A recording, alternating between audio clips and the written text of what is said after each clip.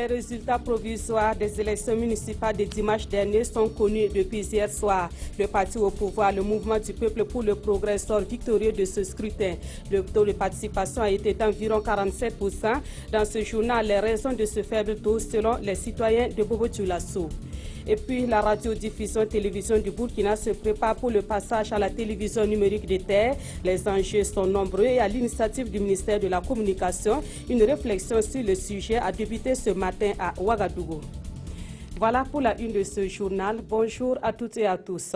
Cela dit, hier soir, la CENI a proclamé les résultats provisoires des élections municipales du 22 mai dernier. Le Mouvement du peuple pour le progrès vient largement en tête en nombre de conseillers. Il est suivi de l'Union pour le progrès et le changement UPC et le Congrès pour la démocratie et le progrès CDP. Le taux de participation à ce scrutin est de 47,65% et la CENI en tire un bilan satisfaisant dans l'ensemble. Salifou Belem, Jean-Emmanuel. 3 jours après les élections municipales, la Commission électorale nationale livre les résultats provisoires. Premier enseignement, le taux de participation. Il est faible, seulement 47,65% des électeurs ont voté. Au plan national, sur 19 212 sièges, 18 955 ont effectivement été attribués. Le Mouvement du peuple pour le progrès se taille la part du lion avec 11 167 sièges. L'Union pour le progrès et le changement arrive en deuxième position avec 3 051 sièges. Le Congrès pour la démocratie et le progrès est troisième avec 2 134 sièges. Viennent ensuite le NTD, la NAFA, l'ADF-RDA, l'UNIR-PS, le PDS-METBA. On note également que près de 40 partis sont sortis bredouilles de ce scrutin avec 0 siège. Ces élections marquent le parachèvement du processus démocratique après la transition et le retour des conseils municipaux. Que de chemin parcouru, que de péripéties vécues, mais le train est visiblement en train d'arriver à destination avec la tenue dimanche dernier des élections municipales dont nous proclamons les résultats en ce moment. Nous pouvons donc nous féliciter tous de l'achèvement de la mise en place des organes représentatifs après ces municipales qui remettent en selle les conseils municipaux et régionaux après l'élection du président du PASSou et des députés à l'Assemblée nationale le 29 novembre dernier. Les élections municipales dont nous livrons les résultats ont donné lieu à un engagement âpre des partis politiques et regroupements d'indépendants. Dans la plus grande partie des 368 communes, les règles de l'état de droit ont été observées dans le cadre de la compétition électorale. Après la publication de ces résultats provisoires par la Commission électorale nationale indépendante, les différents partis ont 7 jours pour les contester devant le Conseil d'État. Et comme cela a été déjà dit, l'une des caractéristiques de ce scrutin a été le faible taux de participation. Les citoyens burkinabés mesurent-ils l'intérêt des élections locales? Pourquoi beaucoup d'entre eux ne se sont pas rendus aux urnes dimanche dernier? Ces questions ont été posées à des citoyens de Bobo-Dioulasso. On les entend dans ce dossier signé Idrissa Traoré et Kadou Romenki. Voter, c'est remplir son devoir civique. Le geste ne coûte à chacun que juste un peu de son temps. Mais quand on refuse de se donner ce temps pour aller voter, cela suscite des interrogations. Ce fut l'une des principales préoccupations des municipales de 2016, la faiblesse du taux de participation taraude les esprits. Est-ce que c'est par manque de volonté ou bien c'est parce que les gens n'ont pas été vraiment sensibilisés, bien sensibilisés, ou bien les partis politiques n'ont pas fait leur travail? Sinon, vraiment, on pensait avoir un taux plus élevé que ce que nous avons eu à la présidentielle et aux législatives. Mais malheureusement, on est arrivé à un taux vraiment faible. Vous allez voir que dans certains bureaux de vote, par exemple 400 et quelques qui sont inscrits, et vous vous retrouvez avec 100 et quelques qui sont sortis voter. C'est dommage. Il n'y a pas d'engouement parce que, bon, certainement pour pas mal de jeunes ou la population de façon générale, il n'y a pas d'intérêt en tant que tel ou d'enjeu en tant que tel. Désintéressement, ignorance de l'enjeu du vote ou indifférence. Bref, ce qui est sûr, les raisons avancées par certains non-votants sont loin d'être convaincantes. Je me suis inscrite depuis Waïgouya.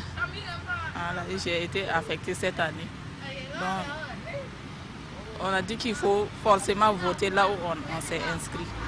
Donc, et comme c'était le milieu du mois, on ne pouvait pas avoir le transport pour se déplacer, aller et revenir. Hier, je suis parti au Mali. Bon, je n'ai pas pu venir tôt. Je suis venu trouver que c'est déjà fait. Donc c'est pour cela, moi, je n'ai pas pu faire ça.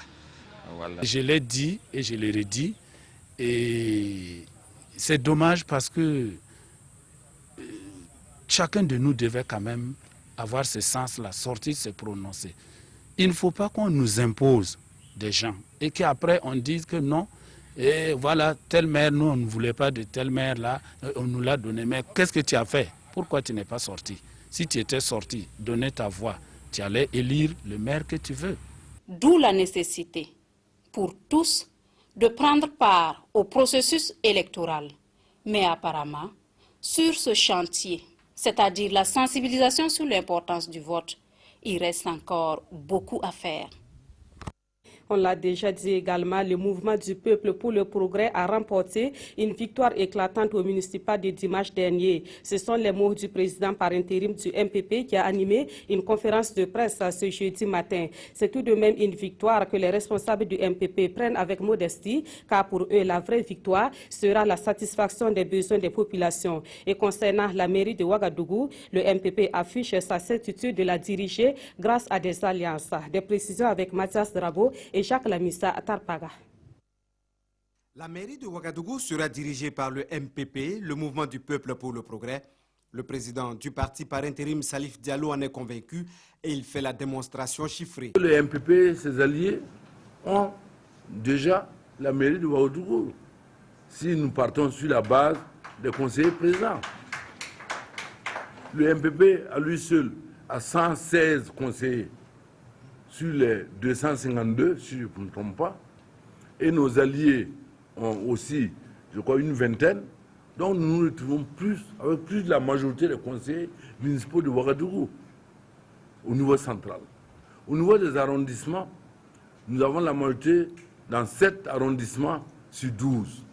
Donc là également, malgré les intrigues et les tentatives de manipulation, la majorité de nos conseillers sont des militants. Ils ne peuvent pas se laisser vraiment, comme on le dit vulgairement, acheter par des perdants. Le parti au pouvoir vient en tête à l'issue des élections municipales avec 11 167 sièges. Le MPP entend avoir des mairies à ses couleurs dans 278 communes sur les 363 où le scrutin s'est tenu.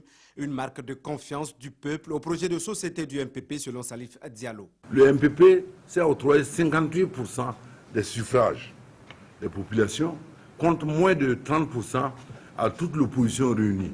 La vérité politique du moment est que le MPP est le parti majoritaire, le parti du peuple du Burkina Faso. 3 localités n'ont pas pu prendre part au vote dû à des mésententes entre partis politiques. Le MPP a été par moments tenu pour responsable, le parti s'en défend. Une des tactiques de nos adversaires, c'était de créer justement des troubles pour empêcher le bon déroulement des élections et nous les imputer. Nous ne sommes pas à cette musique, nous sommes des démocrates et des républicains, nous acceptons nos défaites quand il y a défaites, nos victoires aussi, nous les assumons quand il y a victoire.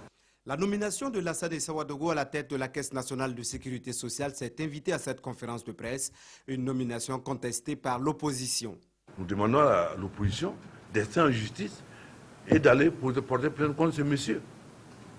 S'il s'avère effectivement que les faits énoncés par l'opposition sont réels, la justice devait sanctionner ce camarade sans que notre parti ne puisse intervenir. Pour le MPP, le processus de mise en place des institutions est bouclé avec ces municipales. Salif Diallo rassure, les grands bouleversements socio-économiques annoncés se feront bientôt sentir. Autre point de l'actualité, le Salon international de l'énergie des mines et des carrières a ouvert ses portes ce matin dans la capitale burkinabé. Transition énergétique et responsabilité sociale des entreprises dans l'exploitation minière. C'est sous ce thème que se tient le SEMICA qui est à sa 5e édition. Et c'est un cadre pour les professionnels des mines, des carrières et de l'énergie de nouer des partenariats pour faire rayonner leurs activités. Le reportage de Salifou Belem et de Haruna Amari. C'est en VRP que le président du SEMICA, Innocent Belem Tougouri, est venu défendre la place de l'Afrique au plan minier dans le monde.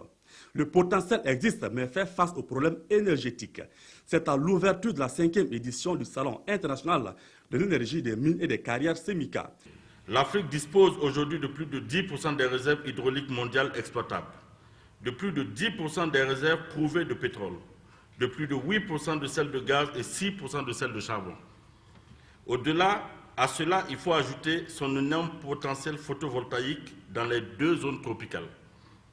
Les gisements géothermiques du Rift et les capacités éoliennes d'une 15aine de zones côtières. Paradoxalement, à ce tableau énergétique potentiellement reluisant, la situation énergétique réelle, notamment électrique de l'Afrique, est beaucoup plus préoccupante. La capacité de production totale d'électricité de l'Afrique s'élève à 114 gigawatts, ce qui correspond à peu près à 120 gigawatts dont dispose la France pour 65 millions d'habitants. Pour ce qui est du secteur minier africain, nul besoin de revenir sur ces immenses potentialités, vu que l'Afrique est aujourd'hui le premier pourvoyeur mondial de matières premières. Sur l'aide d'exposition, des entreprises présentent leur savoir-faire au SEMICA 2016. Nous pensons que le SEMICA, c'est une très bonne activité parce qu'elle nous permet de mettre en avant, nous en tant que société privée, nos capacités de service au monde minier, au monde des travaux publics, au monde de l'énergie au Burkina. On a vu que les besoins sont très importants en termes de services aux sociétés, surtout services apportés par des sociétés basées au Burkina Faso. La présente édition qui prend fin le 28 mai prochain sera ponctuée également par 4 grandes conférences sur le thème général, déclinées en sous-thèmes. En marge de cette édition, des prix seront décernés aux meilleures entreprises du domaine des mines.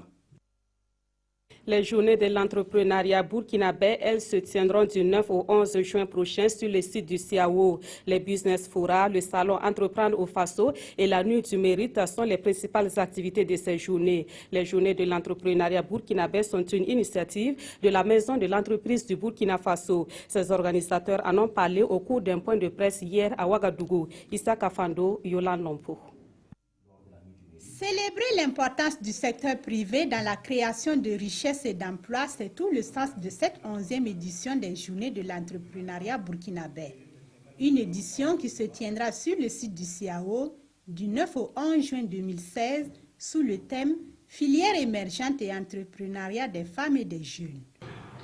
Et nous aurons l'ouverture d'un guichet pour les formalités de création d'entreprise en 24 heures, ainsi que d'un espace dénommé Test Entrepreneur pour permettre aux porteurs de projets et aux participants d'évaluer leur bilan d'aptitude entrepreneuriale. Cette année, 693 porteurs de projets sont en compétition pour les plans d'affaires. Et afin de financer les meilleurs projets, plus de 200 millions de francs CFA sont mobilisés. Le coût global des projets en compétition en termes de recherche de financement est estimé à plus de 12,8 milliards de francs CFA et le besoin de financement est lui exprimé à près de 9,6 milliards de francs CFA. L'une des particularités de cette édition, c'est la possibilité qui a été offerte à la diaspora de participer à la compétition avec des projets qu'elle désire mettre en œuvre au niveau surtout du pôle de croissance de Bagré. Le souhait des organisateurs serait que cette édition consacre la pleine adhésion de la population et du secteur privé. Et pour une entreprise comme la radiodiffusion-télévision du Burkina, l'un des défis de l'heure, c'est d'être en face avec la télévision numérique des terres. L'avènement de la TNT et ses nouveaux enjeux pour la RTB, c'est autour de cette thématique que la réflexion est menée depuis ce matin par les professionnels des médias à Ouagadougou. Et cette réflexion devra permettre à la RTB de disposer d'un plan triennal pour répondre aux exigences de la TNT. Des précisions avec Nongba Kouda et Estelle Judith Assorba. Après le rendez-vous de juin 2015 manqué pour le passage à la télévision numérique terrestre au Burkina Faso, les autorités en charge de la communication se fixent une nouvelle échéance.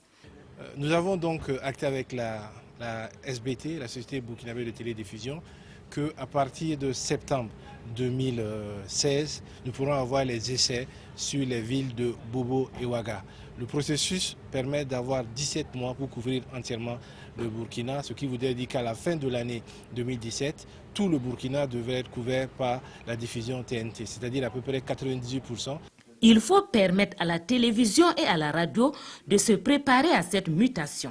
Pour cela, ces professionnels de la communication vont axer leurs réflexions sur 4 points.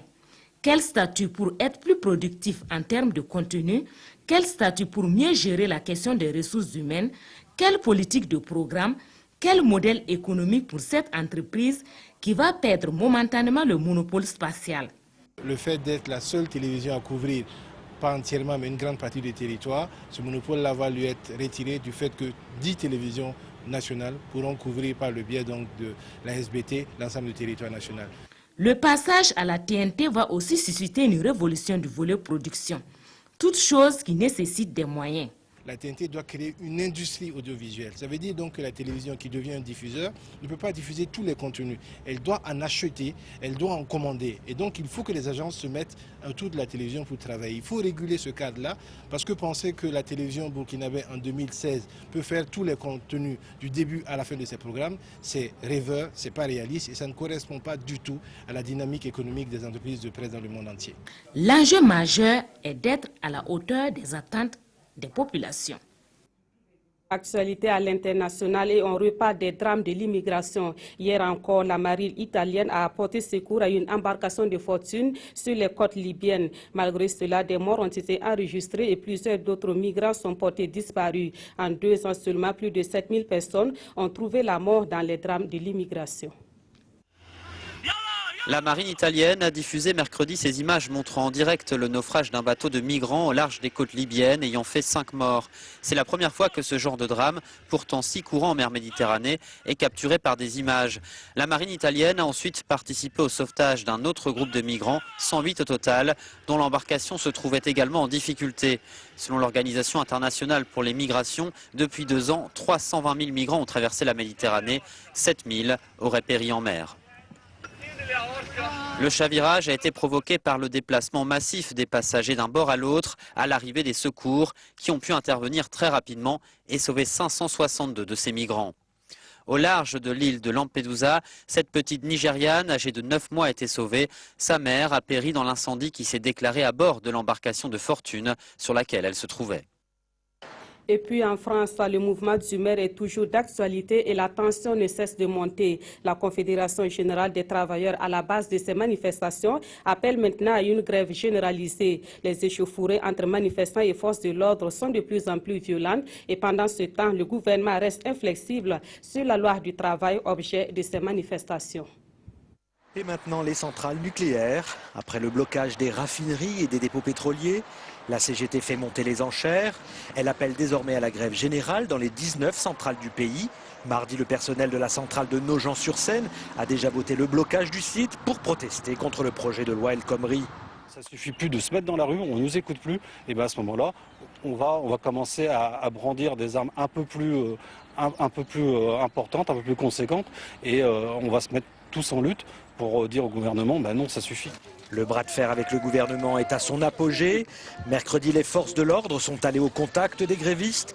11 dépôts d'essence occupés ont été évacués, comme ici, au dépôt de pétrole de Douchy-les-Mines dans le Nord.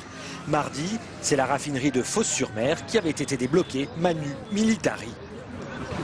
De retour en France après un voyage officiel en Israël, Manuel Valls, devant les députés, s'est montré inflexible. Il n'y aura pas de retrait de la loi travail. Aucune option ne sera par ailleurs écartée. Les forces de l'ordre interviennent depuis vendredi et continueront de le faire. Et je veux saluer leur travail et leur sang-froid. Bien décidé à bloquer coûte que coûte le pays, la CGT a jeté son dévolu sur le pont de Normandie mercredi après-midi. Le péage d'accès y a été fermé à la circulation durant près de 2 heures. Côté approvisionnement, un tiers des stations-service est désormais en pénurie d'essence, totale ou partielle. Retour au Burkina Faso pour la revue de presse de cette édition. Les résultats des élections municipales du 22 mai dernier fait la une de l'actualité dans la presse écrite de ce jeudi. Les parutions du jour nous informent également qu'à Bobo-Dioulasso, des bandits ont attaqué une station d'essence. Des précisions avec Abdoul Rasmane Zango. Avec plus de 11 000 sièges obtenus dans 363 communes, affiche les éditions Le Pays, le MPP rafle la mise lors de ces municipales, suivi de l'UPC et du CDP. Quant à l'opposition, elle appelle déjà à la vigilance et prévient contre toute volte-face les retournements de veste des conseillers des partis de l'opposition.